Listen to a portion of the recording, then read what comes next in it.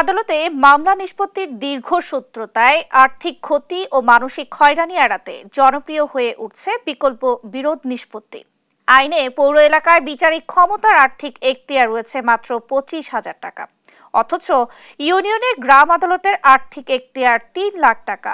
বৈষম্য নিরসনে পৌর আইনটি সংশোধন জরুরি বলে মত দেন বিশেষজ্ঞরা।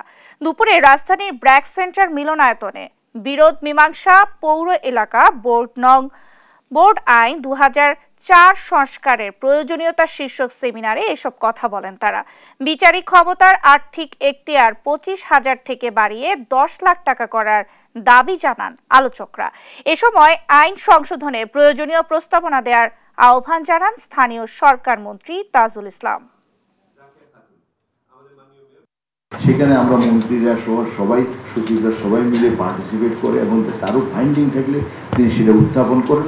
তারপরে সেখানে আলোচনা হওয়ার পর দিয়ে এরপর চূড়ান্ত অনুমোদনের জন্য আবার আপনার মতামতের জন্য আইন মন্ত্রণালয়ে প্রেরণ করা হয়। আইন মন্ত্রণালয় থেকে এসে এরপরে চূড়ান্ত অনুমোদন করে এরপরে দিয়ে এটা পার্লামেন্টে উত্থাপিত হয়। উত্থাপন যখন হয় তখনও মাননীয় সংসদ সদস্যের কেউ সেখানের মধ্যে তাদের ভিন্ন মত যদি থাকে তাহলে এই ব্যাপারে তারা কথা বলার সুযোগ পান এবং কথা বলেন, মতামত দেন এবং এর পরে দিয়ে সেখান থেকে আমাদের স্ট্যান্ডিং কমিটিতে যায়। তো স্ট্যান্ডিং কমিটিতে সুলসেরা বিশ্লেষণ হয়।